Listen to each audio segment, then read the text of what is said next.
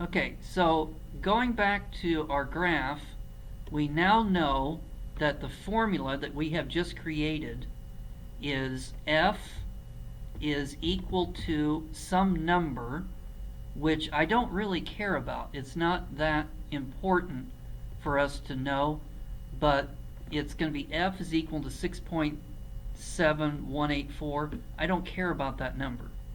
What I do care about is the R to the negative 1.215 thing. What's another way of saying R to the negative 1.215? From algebra, that's the same thing as 1 over R to the positive 1.215. Okay? Now, if you compare that formula that you have just created to the photometry formula, which is in your notes, in your lecture notes, what did the photometry formula say? You might want to go look at your notes. You're looking at your notes, right? You're not just waiting for me to give you the answers. I hope not. Okay, so the photometry equation says that the apparent brightness of an object F is equal to the luminosity L divided by 4 pi R squared. So that's called the photometry equation. So that number 6.7184 is evidently L divided by 4 pi. That was the brightness of the light bulb, the real brightness of the light bulb in lux. Okay, and then what should have your number have been? It should not have been 1 divided by x to the 1.215. It should have been x to the 2. So it should have been 1 over the distance squared. But what we got was 1 over the distance to the 1.215. Now, that's not great. At least it got dimmer the further away that we got. But I'm thinking that there was just too much reflection from all of the different surfaces in the room, and then that was interfering with our results for the experiment. I did this experiment up against a wall. That was a bad move. So whenever I normally do it, I do it in the middle of the room where there's no reflective surfaces that the light can reflect off of. So I think that that was what the problem was in the lab. That's my story, and I'm sticking to it. Okay, so that was the lab. So now what you're going to do is go down to the post-lab questions. And I think you can do 1, 2, 3, 4, 5, and 6.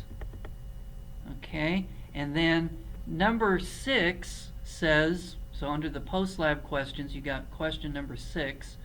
The luminosity of the light bulb is how much power it emits. Does the luminosity of the light bulb change when the distance between the photometer and the light bulb changed? So that's going to be a yes or no answer. Number 7, when we observe a star from the Earth, are we seeing its luminosity or are we seeing its apparent brightness? Okay, number 8 is if the experiment had worked perfectly, you should have found that light varies as 1 over r squared. What other concept have we studied that gets weaker the further away you get from it? 1 over r squared.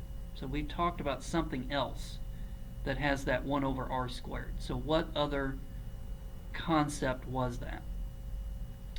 Okay, question number 9 is, suppose you measure the apparent brightness of a star that is 1 astronomical unit from it. and you find it to be 1,000 watts per meter squared. So that's the F. The F is 1,000.